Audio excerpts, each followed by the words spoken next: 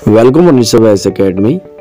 तो जैसा कि आप जानते हैं कि हमने यूपीएससी प्रीलिम्स 2022 को ध्यान में रखते हुए एक सीरीज शुरू करी थी जिसमें आपको 10 इंपॉर्टेंट क्वेश्चन डेली प्रैक्टिस करवाए जाते हैं। ठीक है, तो उसका आज ये दूसरा वीडियो है। अगर आपने पहला वीडियो नहीं देखा है तो उसका लिंक आपको डिस्क्रिप्शन में मिल जाएगा। ठीक है, वहां जाकर आप उसे देख सकते हैं।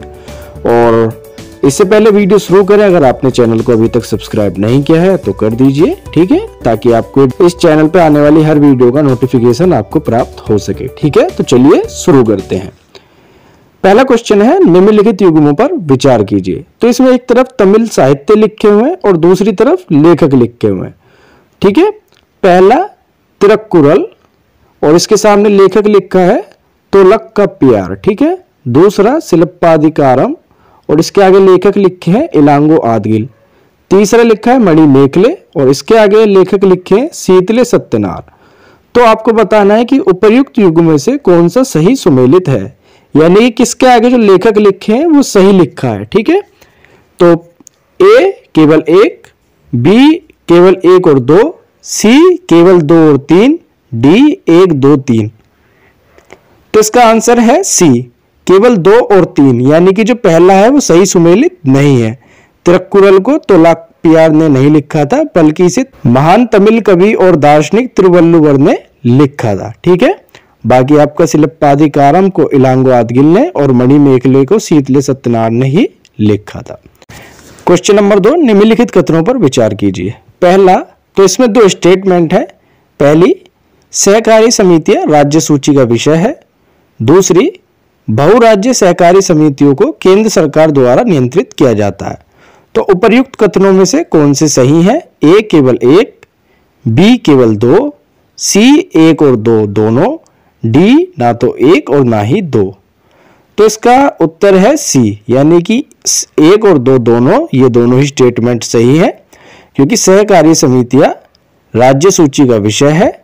और कई सहकारी समितियां जैसे कि चीनी और दूध बैंक, दूध संघ आदि ऐसी हैं जिनके सदस्य तथा संचालन क्षेत्र एक से अधिक राज्यों में फैले हुए हैं। तो ऐसों का नियंत्रण केंद्र के पास होता है। ठीक है, तीसरा क्वेश्चन, अरविंद घोष निम्नलिखित में से किसके साथ जुड़े थे? ए अलीपुर बम कांड, बी मेरठ साजिश का मामला, सी काकोरी ट्रेन एक्शन, या डी चोरी चोरा कांड।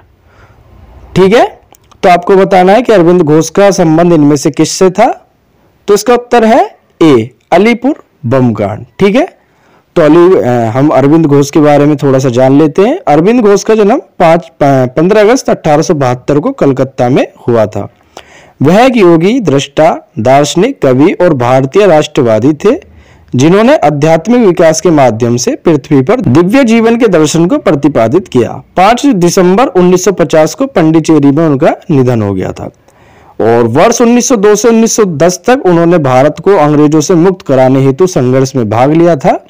उनकी राजनीतिक गतिविधियों के परिणाम स्वरूप उन्हें वर्ष 1908 में अलीपुर बम कांड के कारण कैद कर लिया गया था। तो इस प्रकार विकल्प ए सही है। ठीक है, क्वेश्चन नंबर 4, इस्लामिक सहयोग संगठन की स्थापना किस ऐतिहासिक शिखर सम्मेलन में हुई थी? तो ये आपका जो इंटरनेशनल ऑर्गेनाइजेशन है और आप कह सकते हैं इंटरनेशनल रिलेशनशिप, उससे संबंधित एक क्वेश्चन है। तो आपको बताना है कि OIC यानी इस्लामिक सहयोग संगठन की स्थापना किस ऐतिहासिक शिखर सम्मेलन से हुई थी? ऑप्शन है ए जेद्दा, बी रवात, सी अंकारा, या डी आबू धाबी। तो इसका उत्तर है बी रवात, यानी कि इस्लामिक सहयोग संगठन की स्थापना जो है 1969 में मोरक्को के रबात में हुई थी। ठीक है, तो किस शिखर सम्मेलन में हुई थी? रबात शिखर सम्मेलन में इसकी स्थापना हुई थी। अब पांचवा क्वेश्चन भी इस्लामिक सहयोग संगठन के ऊपर ही है कि इस्लामिक सहयोग संगठन के संदर्भ में निम्नलिखित कथनों पर विचार कीजिए। तो ये कुछ स्टेटमेंट है। पहला, इसकी स्थापना वर्ष 1991 में फारस की खाड़ी के युद्ध के बाद हुई थी। दूसरा, इसका मुख्यालय सऊदी अरब के जेद्दा में है। तीसरा, भारत OIC का सदस्य नहीं है। तो उपर्युक्त कथनों में से कौन से सही हैं? ए केवल एक और तीन, बी केवल एक और दो, सी केवल दो और तीन, डी एक दो तीन, यानी कि तीनों ही सही है। तो इसका उत्तर है सी, केवल दो और तीन, यानी कि पहला जो है कि इसकी स्थापना वर्ष 1991 में फारसी खाड़ी के युद्ध के बाद हुई थी, ये गलत है, क्योंकि अभी पिछले क्वेश्चन में मैंने बताया कि इसकी स्थापना सितंबर 1969 में मोरक्को के रबात में एक ऐतिहासिक शिखर सम्मेलन के दौरान हुई थी। तो पहला स्टेटमेंट गलत है, और फिर यहाँ हम इन्हें एलिमिनेट कर सकते हैं कि ए में पहला है तो ये नहीं होगा, बी में एक है ये भी नहीं होगा, और डी में भी एक है तो ये भी नहीं होगा। तो सी बचता है 2 और 3, यानी कि इसका मुख्यालय सऊदी अरब के जेद्दा में है, ये सही है, और भारत ओआईसी का सदस्य नहीं है, ये भी सही है। हालांकि वर्ष 2019 में विदेश मंत्री परिषद के 46वें सत्र में भारत को विशिष्ट अतिथि के रूप में आमंत्रित किया गया था। ठीक है। क्वेश्चन नंबर 6, अक्सर सुर्खियों में रहने वाला कच्चा तीवु द्वीप कहाँ स्थित है? ए खंबात की खाड़ी में, बी अरब सागर में, सी बंगाल की खाड़ी में, या डी पाक जल डमरू मध्य में। तो इसका उत्तर है डी पाक जल डमरू मध्य। तो ये पाक जल डमरू मध्य कहाँ पर है? भारत और श्रीलंका के बीच में स्थित है ये, और ये कच्चा तीवु द्वीप भी इनके बीच एक विवाद का मुद्दा रहा है। ठीक है। क्वेश्चन नंबर 7, व्यास नदी के संदर्भ में निम्नलिखित कथनों में से कौन से सही हैं? पहला, यह रोहतांग दर्रे के पास से निकलती है, यानी कि व्यास नदी रोहतांग दर्रे के पास से निकलती है। दूसरा स्टेटमेंट है, यह पंजाब के हरीके में सतलुज नदी से मिलती है। और तीसरा, यह पूरी तरह से भारतीय क्षेत्र में स्थित है। तो नीचे दिए गए कूट का प्रयोग कर सही उत्तर चुनिए। ए केवल 1 और 2, बी 2 और 3, सी केवल 2, डी 1 2 3। इसका आंसर है डी, यानी कि 1 2 3, ये तीनों ही स्टेटमेंट सही है व्यास नदी के बारे में, कि ये रोहतांग दर्रे के पास से निकलती है, पंजाब के हरीके में सतलुज नदी से मिलती है, और यह पूरी तरह से भारतीय क्षेत्र में स्थित है। ठीक है। अब आपका क्वेश्चन नंबर 8, निम्नलिखित कथनों पर विचार कीजिए। एक, ये 2 स्टेटमेंट है। एक, पन्ना टाइगर रिजर्व विंध्य पर्वत श्रृंखला में स्थित है। दूसरा, पन्ना क्षेत्र हीरा खनन के लिए प्रसिद्ध है। तो उपर्युक्त कथनों में से कौन से सही हैं? ए केवल 1, बी केवल 2, सी 1 और 2 दोनों सही है, डी ना तो 1 और ना ही 2। तो इसका आंसर है सी, यानी कि ये दोनों ही स्टेटमेंट सही हैं। पन्ना टाइगर रिजर्व की स्थापना 1981 में हुई थी, और यह मध्य प्रदेश के उत्तरी भाग में विंध्य पर्वत श्रृंखला में स्थित है, अतः कथन 1 सही है।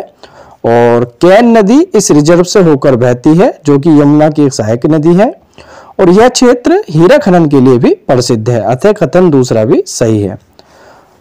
कैन बेतवा नदी को जोड़ने की परियोजना टाइगर रिजर्व के भीतर ही स्थित होगी, इसलिए यह टाइगर रिजर्व आपका सुर्खियों में रहता है। फिर आपका 9वां क्वेश्चन है, निम्नलिखित कथनों पर विचार कीजिए।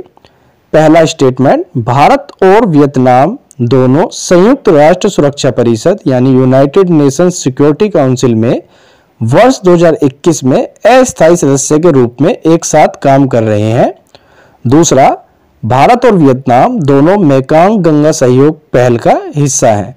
तो उपर्युक्त कथनों में से कौन से सही हैं? ए केवल 1, बी केवल 2, सी 1 और 2 दोनों, डी ना तो 1 और ना ही 2। तो इसका उत्तर है सी, 1 और 2 दोनों, यानी दोनों ही स्टेटमेंट सही है। हाल ही में भारत और वियतनाम ने डिजिटल मीडिया के क्षेत्र में सहयोग करने हेतु एक आशय पत्र पर हस्ताक्षर किए हैं, जिससे दोनों देशों के बीच साझेदारी को और मजबूत करने का मार्ग प्रशस्त होगा। तो ये दोनों एक से अधिक मंचों पर सहयोग करते हैं। जैसा कि बताया कि 2021 में भारत और वियतनाम दोनों संयुक्त राष्ट्र सुरक्षा परिषद में अस्थायी सदस्य के रूप में कार्य कर रहे थे, और भारत और वियतनाम दोनों ही पूर्वी एशिया शिखर सम्मेलन, मेकांग गंगा सहयोग, एशिया यूरोप बैठक जैसे विभिन्न क्षेत्रीय मंचों में घनिष्ठ सहयोग करते हैं। अभी हमारा आखिरी क्वेश्चन है, क्वेश्चन नंबर 10, निम्नलिखित कथनों पर विचार कीजिए। ये 3 स्टेटमेंट है, ये बतानी है आपको किसके बारे में। पहला, यह भारत का प्रथम धातु युग है। दूसरा, ज्यादातर लाल और नारंगी रंग के पहिए और मिट्टी के बर्तनों का प्रचलन था। तीसरा, इनाम गांव और एरण महत्वपूर्ण स्थल है। तो उपर्युक्त कथन प्राचीन इतिहास के निम्नलिखित में से किस कालखंड के सबसे उपयुक्त से संबंधित है? ए ताम्रपाषाण काल, बी नवपाषाण काल, सी पुरापाषाण काल, या डी महापाषाण काल। तो आप जानते हैं कि इनामगाम और एरन जो महत्वपूर्ण स्थल हैं ये ताम्रपाषाण काल से संबंधित है। बाकी आपका फिर ये दोनों स्टेटमेंट भी इससे ही रिलेट हो जाते हैं। तो इस प्रकार इसका उत्तर है ए, ताम्रपाषाण काल।